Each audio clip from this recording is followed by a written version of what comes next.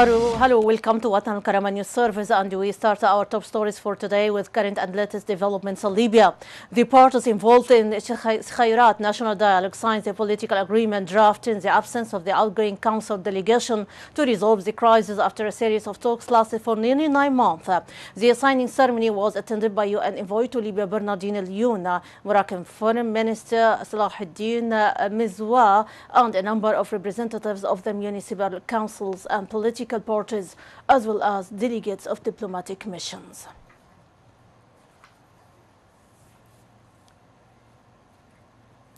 Chairman of Parliament Dialogue Team Mohammed Shoaib stressed that the signing of the political agreement draft is the real beginning of shaping a new democratic state in Libya. Shoaib added that the main goal is to end the political and institutional division in Libya and to maintain the spirit of national reconciliation without bias, exclusion or marginalization.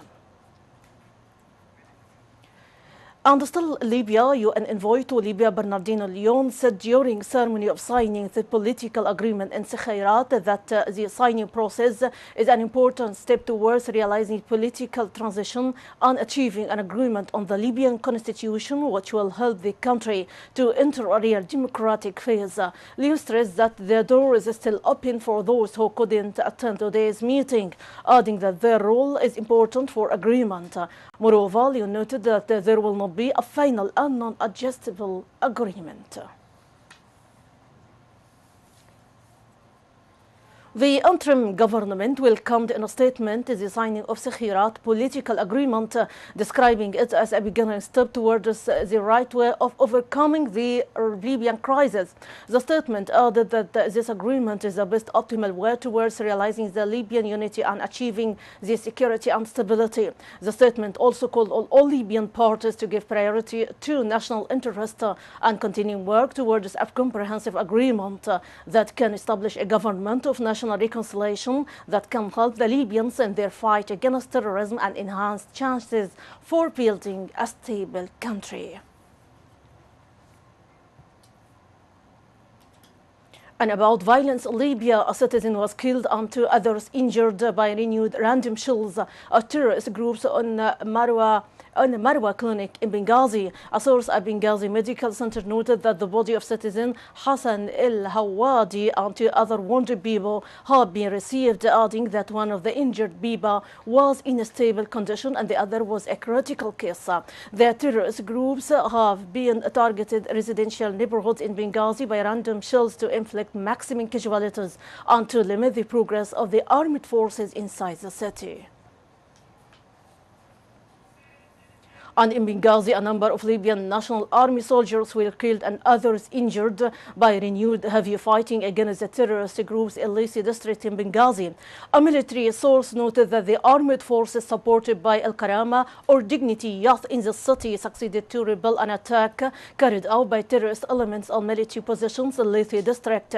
The source added that the terrorist militants were defeated and then they suffered great human and material losses. The armed forces have achieved remarkable progress in all districts in Benghazi after a series of victories over the terrorist groups. Terrorist Daesh group announced that it took control of Al-Washaka area located east of Misrata city after a previous agreement that terrorist Libya Dome Fajr Libya militiamen withdrew of the area. Media sources reported that the elements of terrorist group broke into Al-Washaka area without any resistance and they raised their flags on its buildings. The extremist Daesh group has launched terrorist attacks on strongholds of terrorist Libya Dome or Fajr Libya militia in both of Sirte and Nufaliya, the matter that forced militia to withdraw towards the city of Misrata.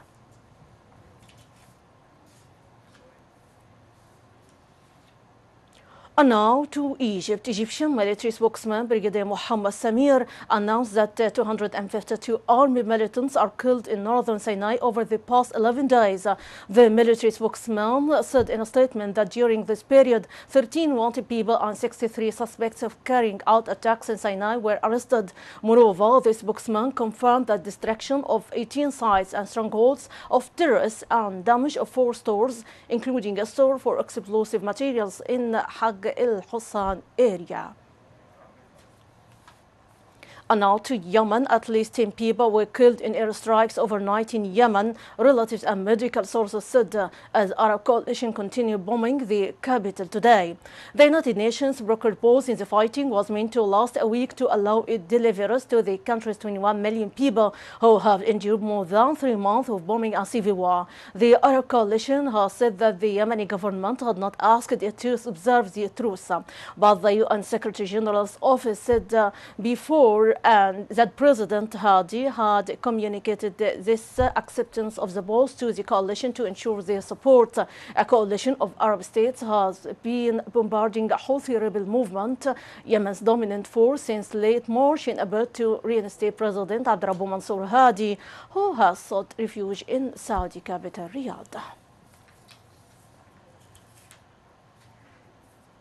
Iraq and the World Bank signed $350 million a loan agreement today to fund emergency reconstruction in towns recaptured from terrorist Daesh militants. Adi Baghdad said mark is the first international help to rebuild areas devastated by war. Finance Minister Hosea Zibari said around a third of the money would go towards repairing roads and bridges, with a similar amount allocated to restoring electricity networks, water and sewage. Iraq faces a budget deficit of up to $20 billion this year as it grapples with low oil revenues and the heavy cost of war with terrorist Daesh insurgents. The militants hold much of north and west Iraq, but have been driven out of parts of Diyala and Salahuddin provinces north of Baghdad by Shiite militia, Kurdish Peshmerga and Iraqi security forces backed by US-led airstrikes. The extensive damage from those battles has left the Iraqi government, whose revenue have been battered by the halving in world oil prices, appealing for international help. Zibari said at a signing ceremony in Baghdad, this is the first direct tangible assistance for reconstruction and stabilization efforts by government to normalize life in the areas liberated from terrorist Daesh group. Iraq has also received pledges of financial support for government reconstruction fund from United States, the European Union, Japan, individual European countries. Zibari said, but Sunday's loan was the first to materialize. A section of the wall of the ancient citadel in Aleppo was destroyed by an explosion in a tunnel under the city, state media and activists reported today. The Syrian Observatory for Human Rights said the damage occurred when government forces blew up a tunnel dug by insurgents under the city, while the state news agency said the tunnel was blown up by rebels. A section of the wall was shown turned to rubble in footage posted online by Halab News Network, an activist outlet today. The ancient city of Aleppo was added to the UNESCO list of World Heritage in danger in 2013. Aleppo was Syria's most populous city before the eruption of the civil war. It's divided into areas controlled separately by the government and insurgents who are battling to topple President Bashar al-Assad. At least 6 civilians and 4 militants were killed when a Shabab group attacked 2 hotels in the center of Somali capital, Mogadishu. Shabab claimed responsibility for the attack on the Wihlia hotel and said it has also laid siege to another hotel in the city, the Siad, where gunfire continued into the night near the presidential palace. A police officer said 3 fighters have been shot dead and another blew himself up inside the car bomb that hit the gate. The hotel is frequented by top government officials, but the identity of the dead was not immediately clear. Another PIBA officer confirmed that Siag was also under attack. Residents in the area said there was heavy gunfire and explosions coming from the hotel. And now my audience to Iran. Iran and 6 world powers were close to nailing down an historic nuclear deal that would bring sanctions relief in exchange for curbs on Tehran's atomic program, but diplomats said an agreement was highly unlikely today. After more than 2 weeks of marathon negotiations, Iranian and Western officials said the earliest an agreement could be ready was more likely Monday. A spokesman for the Iranian delegation said, "We are working hard, but a deal tonight is simply logistically impossible, adding that this is a 10-page document after all. Meanwhile, U.S. Secretary of State John Kerry cautioned that some difficult issues remained on the sixth day of ministerial negotiations between Iran, the United States, Britain, France, Germany, Russia, and China. Moreover, a French diplomatic source noted that the French Foreign Minister Laurent Fabius cancelled a planned trip to Central African Republic and Ethiopia due to the continued deadlock in the Iran negotiations. Fabius said he hoped the high-stakes negotiations were finally drawing to a close. Western powers have long suspected Iran of aiming to build nuclear bombs and using its civilian atomic energy program to cloak its intention, an accusation Iran strongly denies. The goal of the deal was to increase the time it would take for Iran to produce enough enriched uranium fuel for a single weapon to at least 1 year from current estimates of 2.3 months.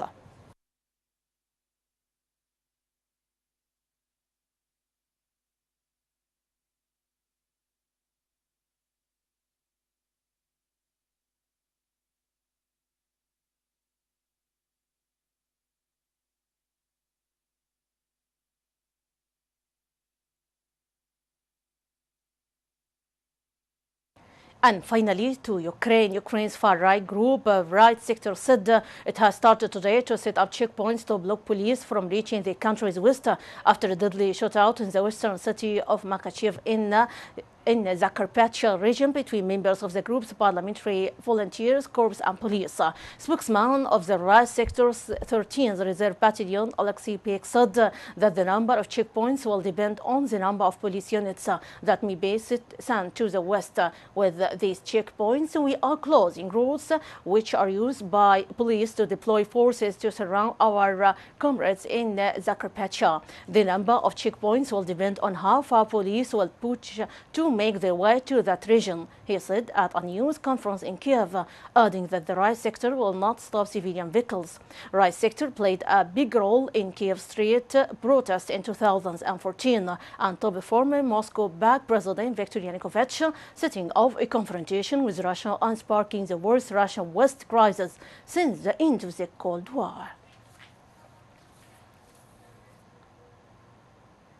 My audience, that is the wrap-up of our top stories for today. For much more, you can check our website, www.الكرامة.tv. Thanks for watching us. See you next time. My greeting, رانيا البليدي.